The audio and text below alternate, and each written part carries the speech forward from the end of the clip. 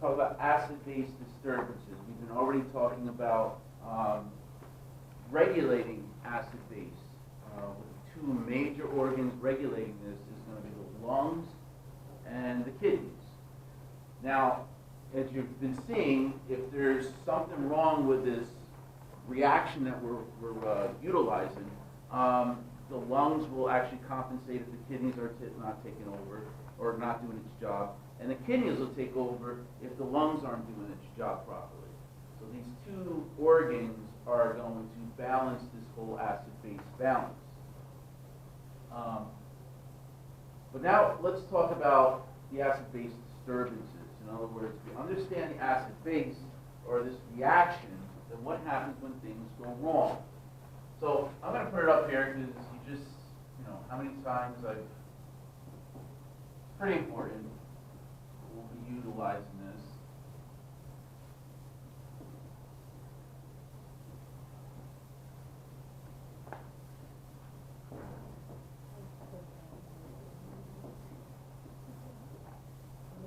Are you getting sick of this reaction? All right, it's all over the place.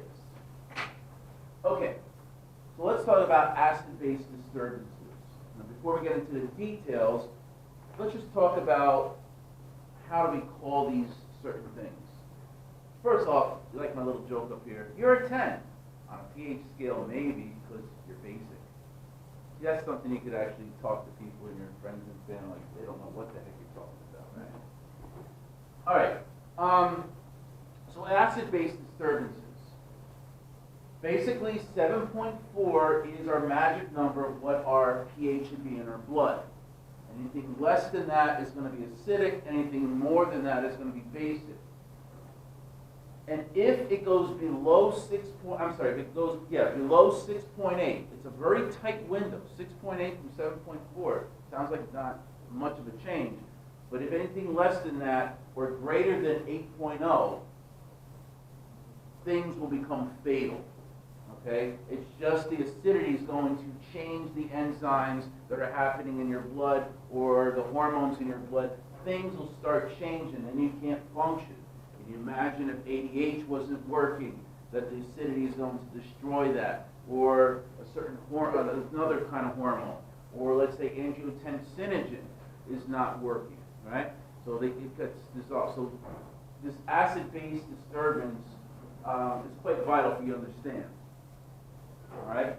So it's just showing you here. Here's 7.4. If the pH drops, so you have accumulated, let me just do it this way. So you have accumulation of acids, all right, hydrogens, or a loss of bases. Either one. Think about this. If you have, let's just look at this over here. This is an acid. This is a base. So if you increase this, then it's going to be acidic, right? Out of the combination of the solution. If you decrease the bicarb, then net-wise, you haven't touched this, but net-wise there's still more of these. Does that make sense? That's the way you got to be looking at this. All right? So whether you have a loss of bases or an addition of acids, that's going to increase the concentration of hydrogens. If you increase the concentration of hydrogens, your pH will go down. That's the only oddity you got to think about, is that if you increase hydrogens, pH goes down. I know? All right, so it's one of those things that I'll probably go up. If I go up the head, I got to figure out why did you do that? Shouldn't the pH go up if hydrogens go up? But that's the only thing that you do have to be aware of. And we've been talking about that, but that's a very careless mistake that a lot of students make. Well, if hydrogens goes up, the pH goes up. No. Hydrogens go up, the pH goes down. Okay? Likewise, if we lose acids, if we lose hydrogens, or if we increase our bicarb or any kind of base, then that's going to be net-wise, whether you decrease this or you increase this, you're going to have a decrease of hydrogens. If you have a decrease of hydrogens, then the pH is going to go up. Does that make sense? All right? So the decrease of concentration of hydrogens, then the pH is going to go up. If it goes down, if the pH goes down, we say that's acidosis. If it goes up, then it's alkalosis, like alkaline. Okay? You could say acidic, or you could say basic. That too. All right? Acidic acidosis, alkaline, or basic, or alkalosis. All meaning the same thing. Okay? So we can classify this by cause. What's making that acidosis, making that become acidotic? It could be a respiratory reason. If you increase the CO2, so you can't blow it off, the CO2 is going to go this way, and you're going to make a lot more hydrogen. See? Or if there's another non-respiratory reason that's causing this, then we could call it metabolic. Okay?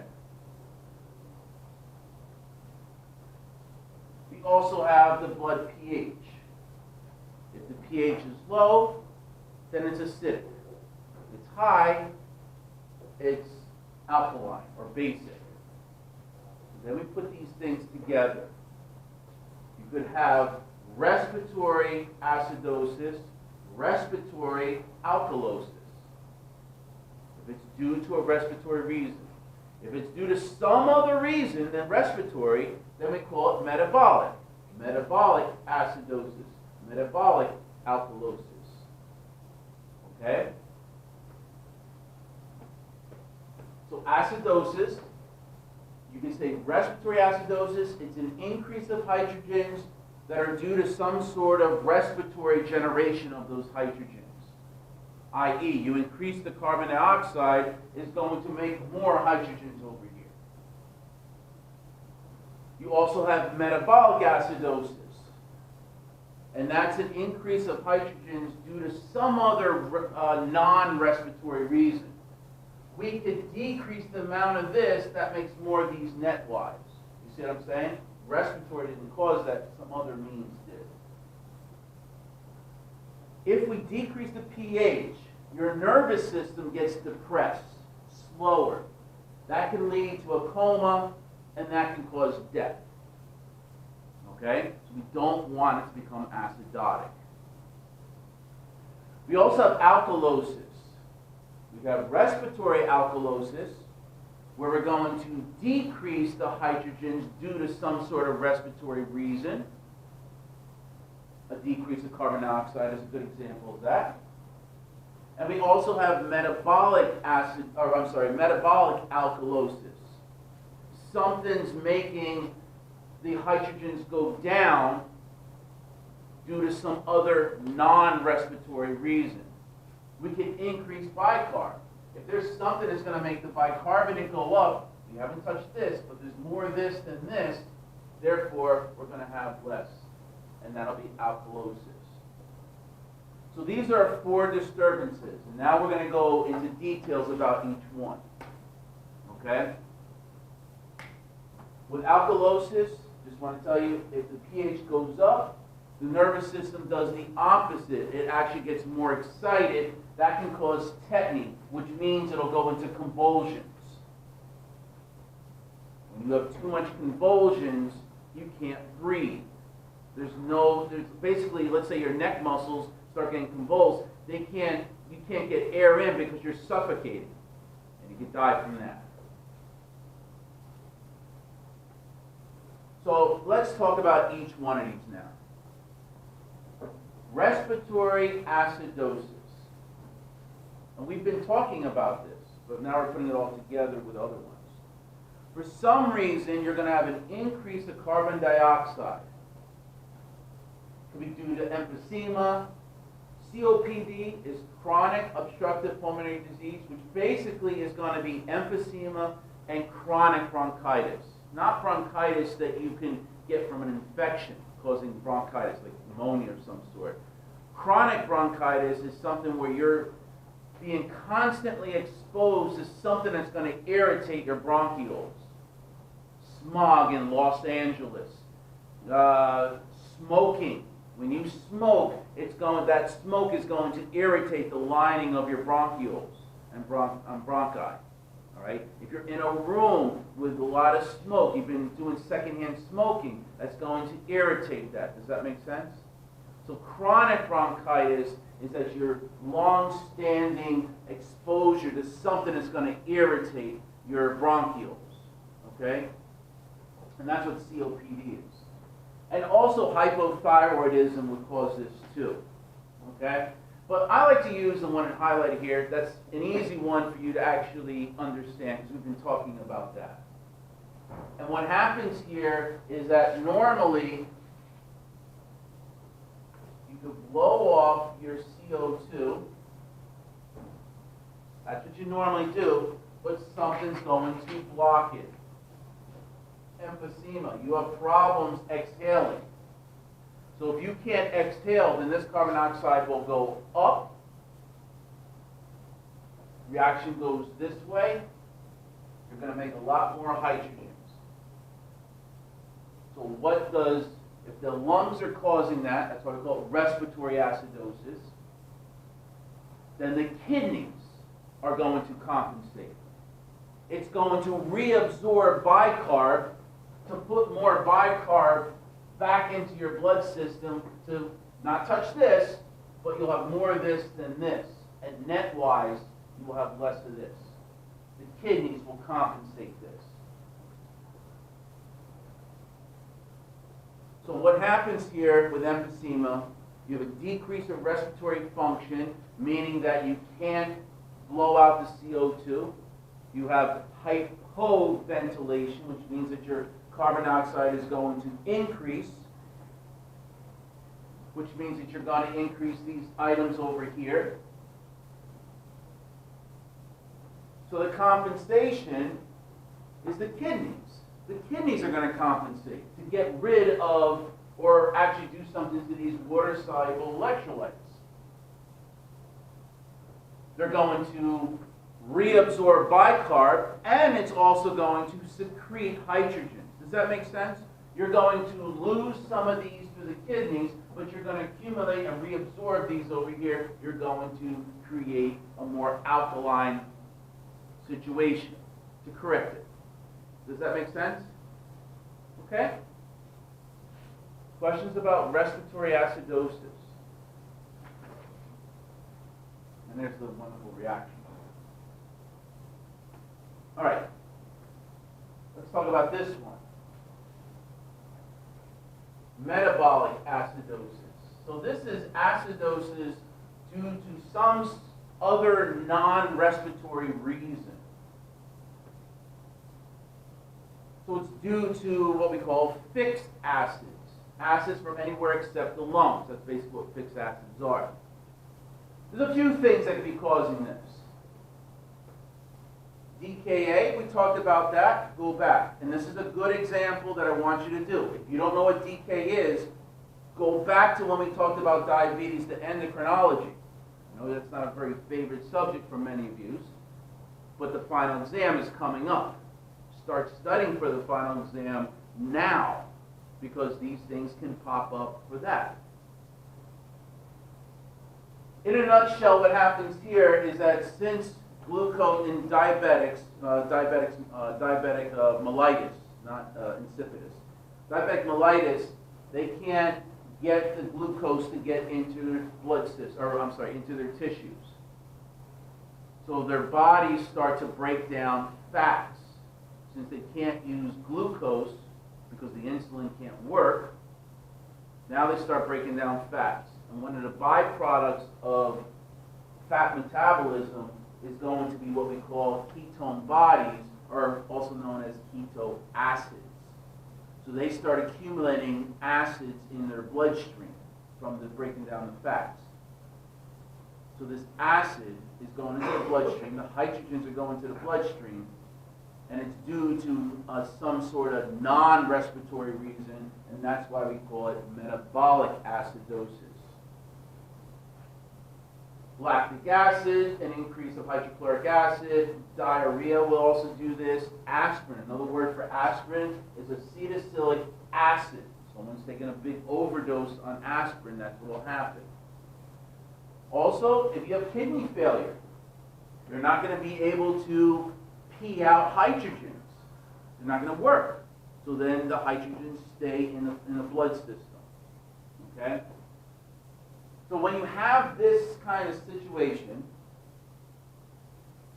it's due to some non-respiratory reason. The kidneys, there's something going on with the kidneys.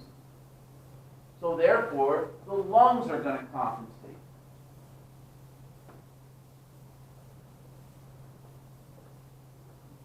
Your products are increasing over here, so the reaction wants to go this way, and you're going to build up CO2.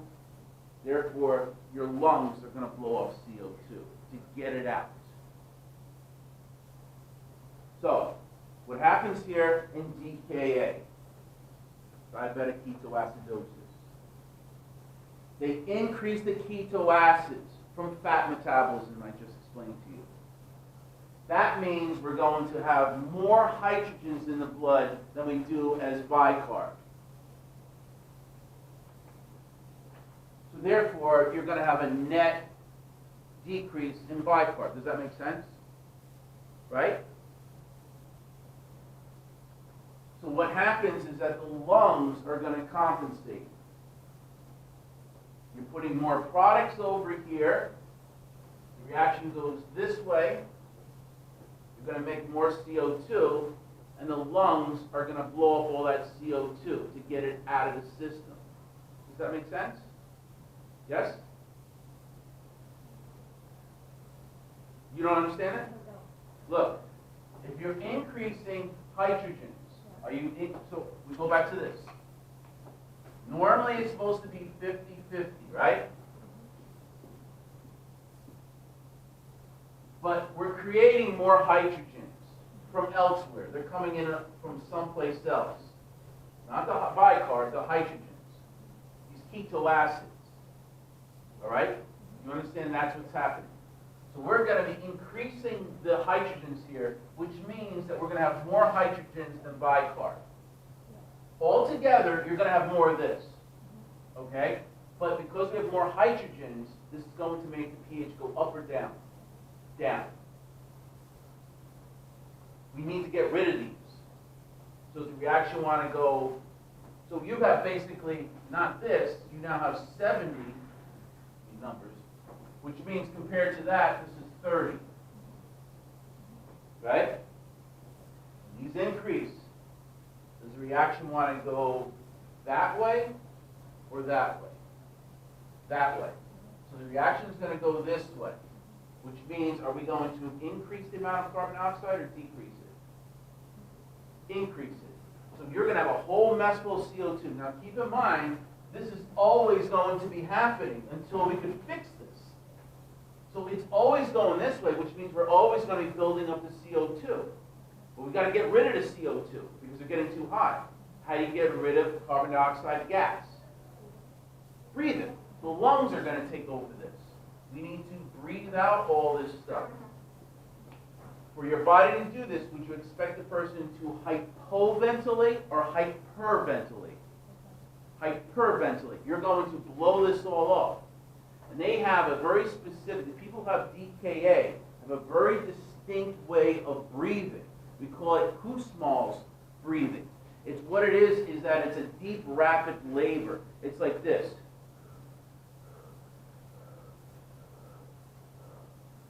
And you can see it. They're usually comatose because they go into this DKA incident and this crisis, and they're usually lying on the ground and they're unconscious, and their breathing is classic. It's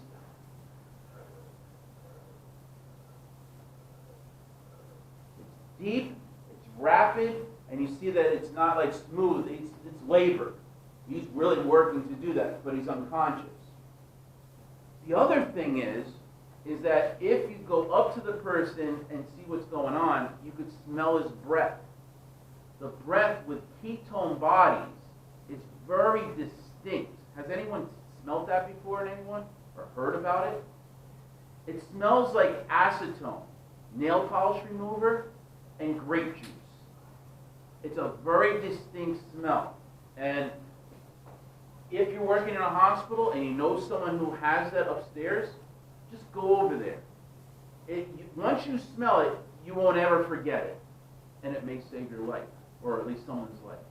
You go up there and you smell this. You know it's not, someone's unconscious and you smell that, you know it's not the heart. You know that that person's a diabetic. You see what I'm saying? That's a very distinct smell, okay? So when you hyperventilate, now the amount of carbon dioxide goes down and it should try to compensate. Will it ever compensate? No, because this thing keeps on going up. Until you can stop the ketone acids, yeah, then it'll stop. But this will always go up, which means the reaction's always going this way. So it has to be corrected. But your lungs will try to compensate. Is that clear? Is that clear? All right? Yeah. You don't have to go into all the details about the diseases. That's another course for another time. The concepts to get you into those courses, when they talk about acidosis, they're going to assume you understand what acidosis is and what alkalosis is. They're going to tell you about all the diseases. I kind of put a couple of diseases in here to show you where it would happen. The ones that are underlined, like this one here, ketoacidosis, since we already talked about that, I want to put that in. But I could have went into the other things here. Your body's making more hydrochloric acid. For some reason, you're making more hydrochloric acid in your stomach. That means overall in your whole body, you're making more hydrogens in your body. Right? If you're running a race, we talk about lactic acid. Does that make sense? Diarrhea, what happens in that case is that they lose a lot of bicarb in the stool. So if you're losing a lot of this, net-wise, what happens to hydrogens? It'll increase net-wise. You see what I'm saying? Take an overdose of aspirin, as I said, that's acetylsalic acid. So you're putting more acid into your body. You eat a lot of Tums.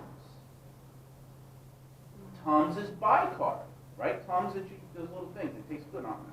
But what's happening when you eat a whole messful of that, what's going to happen is that you're making more bicarb in your body, which means your hydrogens are going to go down. You got to think that the concepts is what I want you to understand here. You'll get into all those other diseases when you get into those other courses.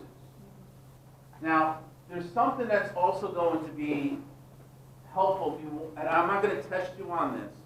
I'm really not going to spend much time on it either.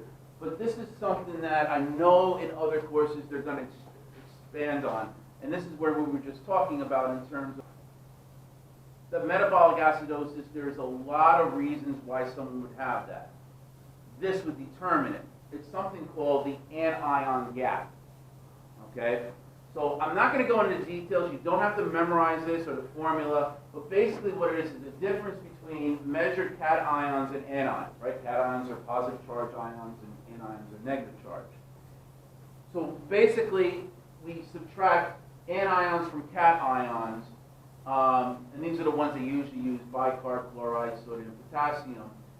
When you put the numbers in there, if they're given, you get this number as between 8 to 16 milliequivalents per liter. There's always this, what we call anion gap. There's some sort of difference between the two. In some of the cases. So if you know that this person has metabolic acidosis and they have an anion gap, it's going to help you diagnose the reason for this. All right? Proteins and anions are not measured. This is why there's a normal anion gap of this amount of area over here. Okay? So what happens here is they're trying to show you where the anion gap is. This sodium over here, and you have chloride and bicarb. There's this gap, and that's why we have that. So basically what it is that if you know that there's metabolic acidosis, and you calculate there's an anion gap, then it's going to be due to these reasons over here. I'm not going to ask you this, but you may want to know this for your future. Respiratory therapy, nursing, these are the ones you will be using, I guarantee it. Okay? So I have a little mnemonic here as mud piles. If they have metabolic acidosis without this anion gap, then it's going to be one of these two reasons. A GI reason, whether diarrhea or hydrochloric acid, an increase of it. Okay? Questions about that? I'm not going to ask you about that stuff.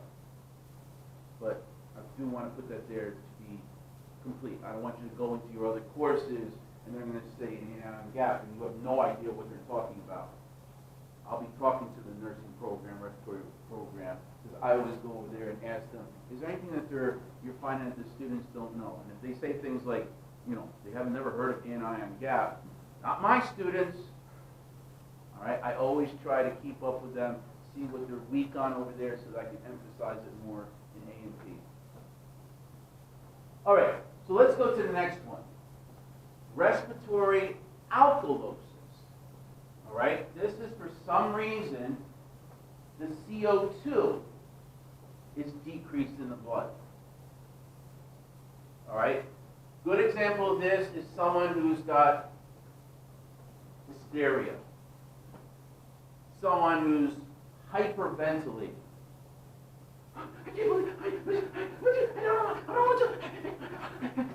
You're blowing off a lot of CO2. Does that make sense? Someone who's hysteria. Okay? When you blow, and these are other ones too, which I don't want to go into, but basically pregnancy, high altitude, because there's a decrease of PO2, hyperthyroidism, and you have an increase of acetylsalicylic acid, but on a different means. So it's you can see where it gets really confusing when you deal with this aspirin thing, because it can cause metabolic acidosis, but it can cause respiratory alkalosis, because it will actually cause the respiratory center to cause hyperventilation. So again, you can see when you get into these other classes, these will get more complicated. I'm trying to keep it short and simple and sweet for you guys. And I think hysteria is a pretty easy one for you to actually manage.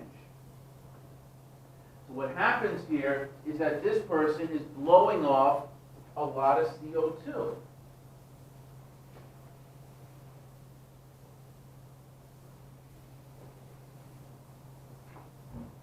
You're blowing it off.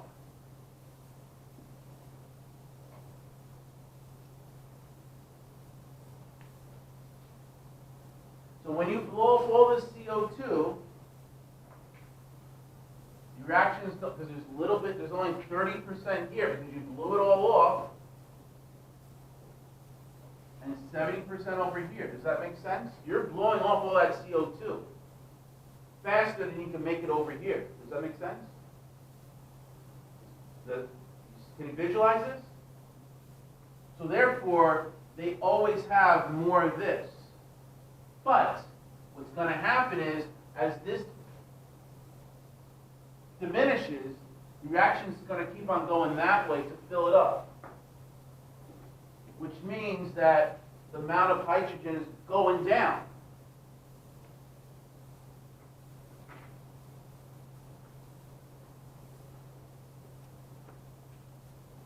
So what, if the lungs are doing this, the lungs are getting rid of all this CO2. That's why we call it respiratory alkalosis. That's the cause of it, is respiratory reasons. That if the lungs are doing this, then what organs are going to compensate? The kidneys. And what is it going to do? The kidneys are going to try and bring back hydrogens into the system by not making hydrogens get secreted into your urine. It's going to help reabsorb the hydrogens or decrease the hydrogens. Decrease hydrogen secretion or increase hydrogen reabsorption. Somehow we got to get the hydrogens back in there to fill it up. So the kidneys are going to try to compensate this. So, hysteria. You're increasing your respiratory function, meaning you're hyperventilating. When you hyperventilate, you're going to blow off quite a bit of CO2, making the CO2 in your blood less, going down. So therefore, we're going to make this go down because it's going in that direction. Does that make sense? So the kidneys are going to compensate. It's going to decrease hydrogen secretion to make sure it stays in the blood. And it's going to decrease bicarb reabsorption. So it's trying to just bring up the hydrogens over here. Don't want to touch this as much. Does that make sense? So that this goes up, so that we can actually get the hydrogens up to make that pH go down.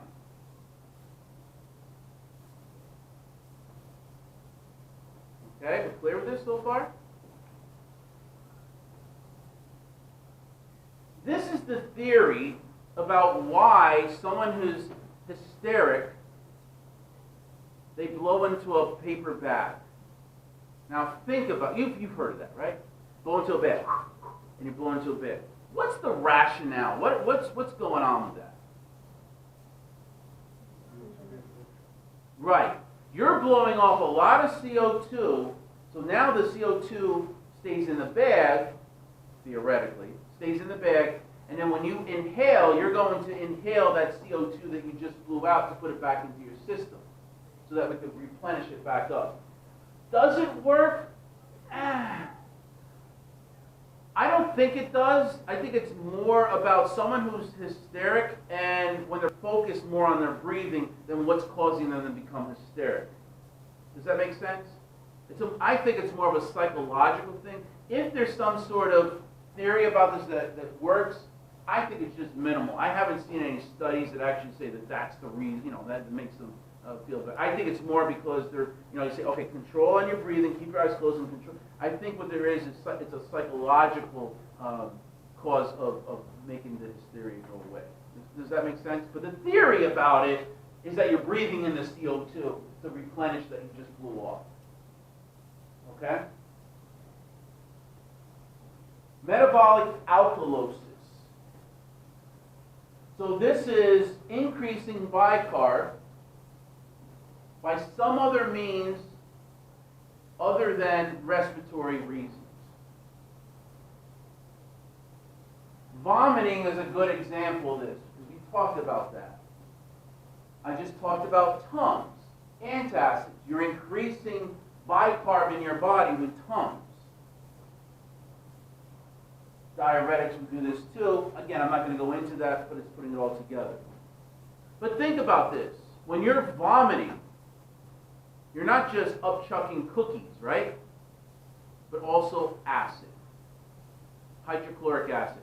So therefore, you are losing hydrogens out of your body, making your body more alkalotic. Does that make sense? Even though it's just a stomach, you got to look at the whole body. You're getting less hydrogens there. If you have less hydrogens,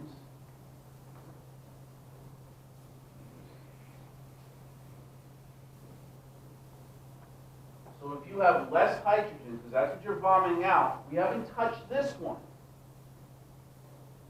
So net-wise, you're going to have more bicarb, are you not, in your body? Because we just threw out some of this hydrogen. So therefore, this is increased up.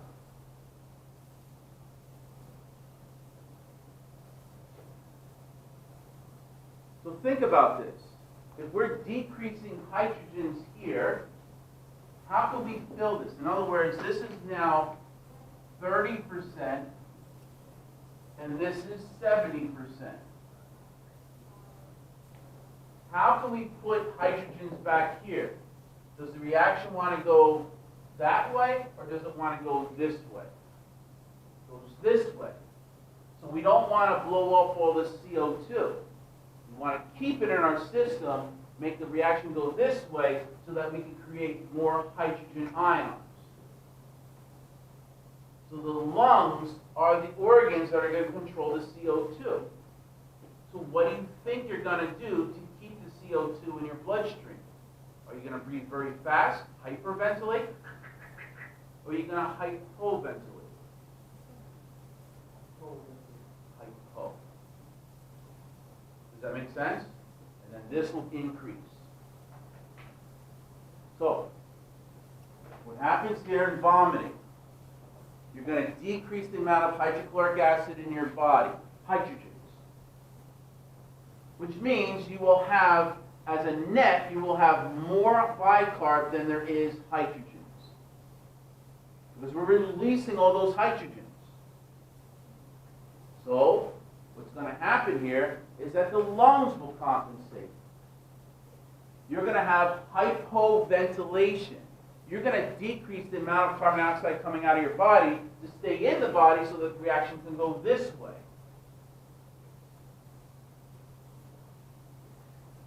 Check the next time, and hopefully it won't happen soon, but check the next time that you vomit or someone else vomits. And see what they do after they vomit. See what their body, their breathing's like. Now, granted, after you vomit, you get all composed and like, oh my God, it's like, so of course, they're hysteric a little bit, like, oh, I can't believe it, but when it's all calmed down, give it a few minutes, and then when they go back to the room, or you go back to the room and you're lying on the bed, notice how the breathing is. It isn't breathing fast. It's breathing slow. It's something that the body just does automatically and that the child or yourself don't realize it. It's an adaptive thing that it does so that you can retain that carbon dioxide to try and put the hydrogen back into your body. You'll be breathing slow.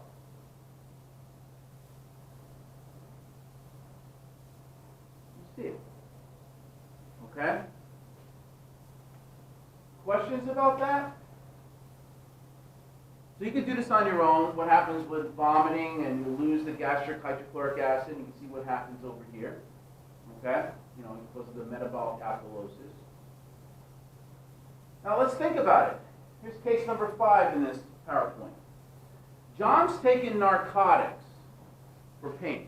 Okay? The narcotics have depressed his breathing rate. They affect the diaphragm, and you don't breathe as fast as usual. So if you don't breathe fast as usual, what happens to the blood pH? So are you hypoventilating or hyperventilating? Hypoventilating. When you hypoventilate, that means normally you blow this all out, but now you're not blowing it out as well. What happens to the amount of carbon dioxide in your body? Increase or decrease? Increase. You're going to increase the CO2, which again, you'll have 70% of products here, and net-wise, you'll have 30% over here. Which way is the reaction going to go? That way, right? So you have this balance. If that happens, what happens to the amount of hydrogen? Increase or decrease? Increase. So what happens to a person who's taken an overdose of narcotics? What happens to his pH in his blood? Increase or decrease? Decrease. Would that be respiratory acidosis or metabolic acidosis?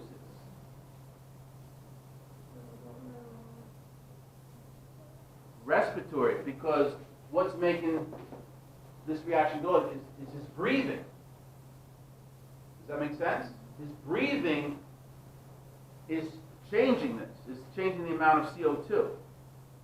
So the pH will decrease because he'll retain an excess amount of carbon dioxide, which will increase the amount of acid in the blood. The reaction is going to go that way. Is that clear? We've got to fix that. What do you think one of the things we're going to do with narcotics? First thing, we're going to pump out the stomach, whatever pills are in the stomach. All right, we'll get that out. What do you think we can add if you're going to build up you're going to build up hydrogen here? I mean, your kidneys are going to try to compensate, but we can infuse something else that could also speed this up too. What do you think we're going to add into his IV?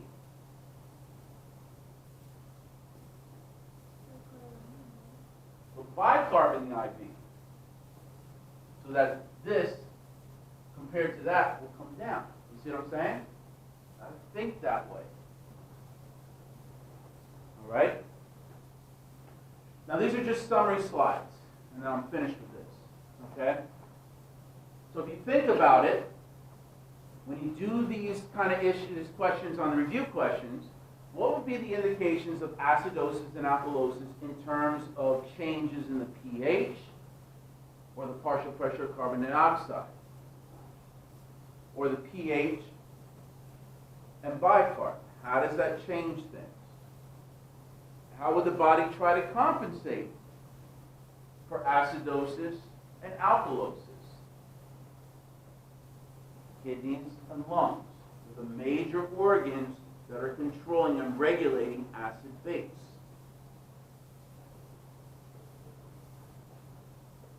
Again, for acidosis, an accumulation of carbon dioxide in terms of respiratory acidosis. These are reasons that would happen.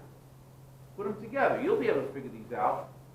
Metabolic acidosis is anything that's going to accumulate acids that are non-respiratory or an excessive loss of bases. I'm giving you some examples on here. And remember, for acidosis, your nervous system gets depressed, slows down, you go into a coma, and you die from this. Alkalosis, when we have respiratory alkalosis, something in the lungs is going to cause this. Hysteria is a good example of that. And you're going to hyperventilate and blow up all that CO2, thus making your hydrogens low because it's going to need to fill in that carbon dioxide. And then you have metabolic alkalosis, and it's a loss of acids that would do that, right? That are non-respiratory as a reason. If you have alkalosis, any form of alkalosis, your nervous system tends to be more excited, which can lead to convulsions, and convulsions lead to death. All right? You could do this on your own, showing all this, metabolic acidosis.